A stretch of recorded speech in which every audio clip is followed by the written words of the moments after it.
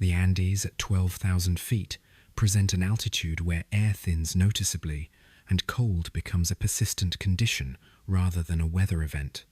Snow lies in unbroken fields across ridges and slopes. Rock faces rise in dark vertical walls between peaks. Wind moves through valleys without obstruction. The landscape is indifferent. It does not threaten.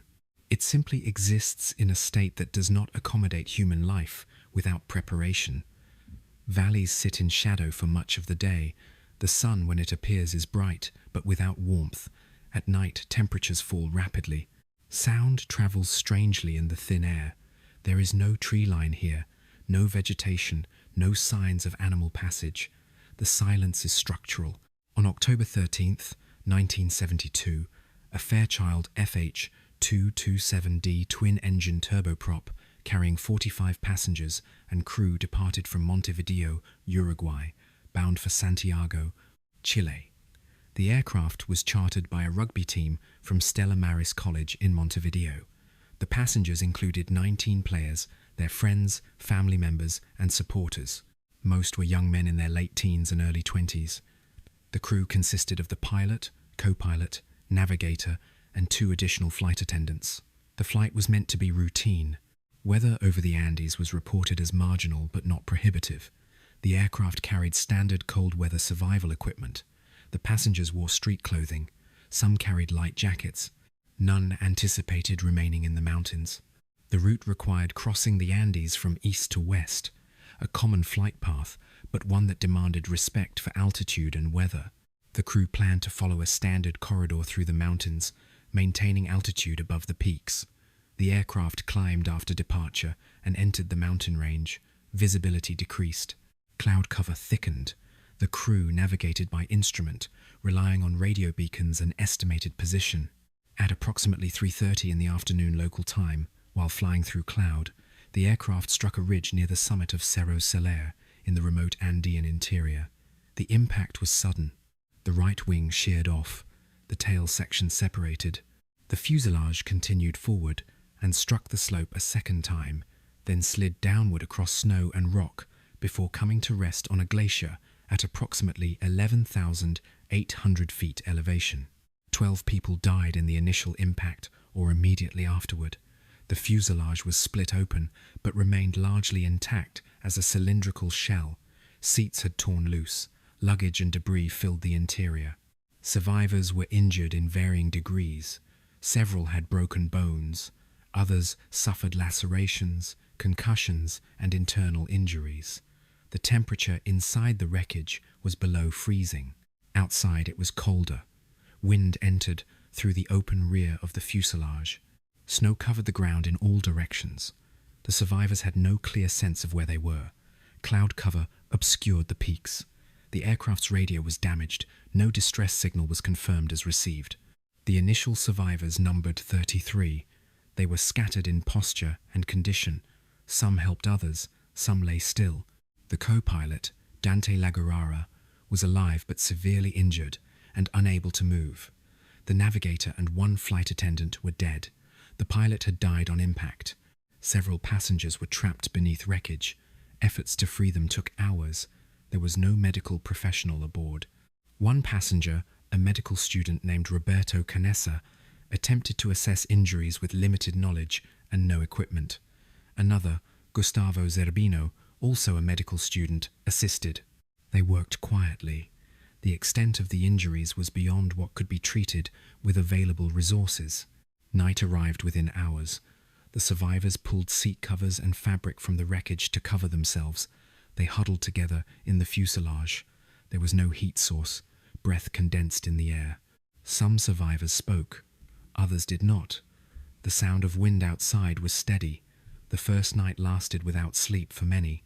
There was an expectation that rescue would come quickly. The aircraft had filed a flight plan.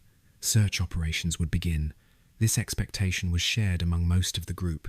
The following day brought clearer weather, but no aircraft.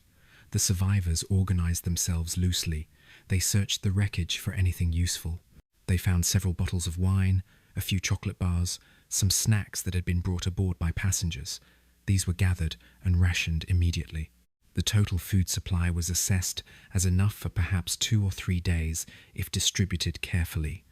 Water was obtained by melting snow in aluminum foil under sunlight. The process was slow. The group settled into a pattern of waiting. Injuries continued to demand attention. One passenger, Arturo Noguera, died on the second day. Another, Francisco Abal, died shortly after. The bodies were moved outside the fuselage and covered with snow. Days passed. No rescue aircraft appeared. The survivors began to understand that their position was not known. The weather had likely caused the aircraft to be off course. The mountains were vast and difficult to search. The fuselage was white and silver, nearly invisible against snow. Smoke signals were discussed, but there was nothing dry to burn. The group remained in and near the wreckage. Rationing of food became stricter, portions were reduced, hunger became a constant condition, weakness followed. Conversations turned repeatedly to the question of how long they could survive without food.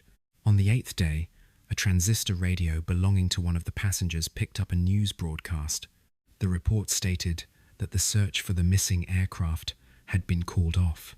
The authorities had concluded that no one could have survived this long in the mountains. The survivors listened in silence. The broadcast was clear. The search was over.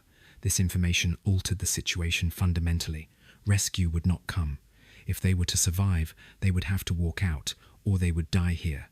The question of food could no longer be deferred. The stored supplies were nearly exhausted. The human body requires calories to maintain core temperature and basic function. At altitude, in cold, caloric needs increase. There were no animals, no plants, no possible source of nutrition except the bodies of those who had died. This fact was discussed quietly among a few members of the group initially. It was not a decision made quickly or easily. Religious and cultural prohibitions were weighed. The alternative was starvation. One of the survivors, later identified in interviews as Canessa, along with others including Fernando Parrado and Antonio Vizintin, concluded that the dead could sustain the living. This reasoning was presented to the group. Some accepted it immediately, others required time, a few refused. The decision was made collectively, though not unanimously, to consume tissue from the deceased. The bodies were frozen, pieces were cut with glass shards from the aircraft. The act was performed without ceremony and with minimal discussion. It was described later by survivors as a mechanical process, necessary and awful. This practice continued for the duration of their time on the mountain. It allowed the group to survive past the point where starvation would have been fatal. The psychological burden was acknowledged, but not dwelt upon. There was a shared understanding that survival required it. Some survivors participated, some did not, but accepted that others did. The group did not fracture over this. The decision was integrated into the daily routine. As October gave way to November, the weather worsened intermittently. Storms brought heavy snow. The fuselage was partially buried. Survivors dug tunnels to the entrance. They used seat cushions as insulation against the metal walls. Body heat was shared. Sleep schedules were coordinated to maximize warmth. Roles emerged within the group. Some gathered snow for water. Some maintained the interior space. Some ventured short distances from the wreckage to assess the terrain. The social structure remained informal but functional. Leadership was diffuse. Parrado and Canessa were vocal. Zerbino contributed medical knowledge. Others contributed labor and morale. On the night of October 29th, an avalanche descended the slope above the fuselage and buried the wreck. Snow poured through the open tail section and filled the interior within seconds. Survivors were trapped in darkness under compacted snow. Breathing became difficult. Panic was suppressed by necessity. Some managed to create small air pockets, others suffocated. The group dug upward and outward slowly. It took hours. When they emerged, 8 more had died. Among them was the co-pilot, La Gurara. The total number of survivors was now 19. The avalanche marked a shift. The fuselage was no longer a stable shelter. It had become a trap. The group reinforced the structure and cleared snow daily. The emotional weight of repeated deaths was visible but not discussed extensively. Grief was private. The priority remained survival. The days blurred. Time was marked by light and dark, by the distribution of food, by the slow accumulation of small tasks. Efforts to leave the crash site were attempted intermittently. Several members of the group made short expeditions in various directions to assess the terrain. Each time they encountered only more mountains. The altitude made exertion exhausting. The snow was deep and unstable. No clear path down was evident. The realization grew that escape would require a sustained, long-distance trek by a small, strong team willing to risk everything. By mid-November, Parado, Canessa, and Vizintin began preparing for such an expedition. They ate larger portions to build strength. They fashioned warmer clothing from seat covers and insulation. They studied the mountains and chose a direction, west, toward Chile, where they believed the terrain would eventually descend. The plan was to walk until they found help or died trying. The remaining survivors understood this might be their only chance. On December 12th, the three men departed. They carried minimal supplies, some meat, a sleeping bag sewn from materials in the fuselage, and a crude pair of sunglasses fashioned from plastic. The terrain was brutal. Slopes were steep and covered in loose snow. Progress was slow. Altitude sickness was constant. They climbed for days. On the fourth day, they reached a summit and looked west. Instead of descending terrain, they saw only more peaks extending to the horizon. The sight was crushing. Vizintin was sent back to preserve resources. Parado and Canessa continued alone. They descended into a valley. They followed a river. After 10 days of walking, on December 20th, they encountered a Chilean peasant on horseback on the far side of a river. The man could not hear them over the water, but saw them and threw a note wrapped around a stone. Parado wrote a message explaining the crash and the survivors' location. The peasant retrieved it and rode for help. Within 2 days, helicopters reached the crash site. On December 22nd and 23rd, the 16 remaining survivors were evacuated. 72 days had passed since the crash. The story became public immediately. The fact of anthropophagy was disclosed by the survivors themselves in a press conference shortly after rescue. The decision was made to be transparent rather than allow speculation. The reaction was mixed. Some expressed understanding, others condemned. The Catholic Church issued a statement that the act, undertaken in extremity without malice, was not a sin. The survivors returned to Uruguay. They were received as both heroes and subjects of controversy. Over time, the controversy faded. What remained was a documented account of endurance. This event is studied not for its sensational elements, but for what it reveals about human decision-making under absolute constraint.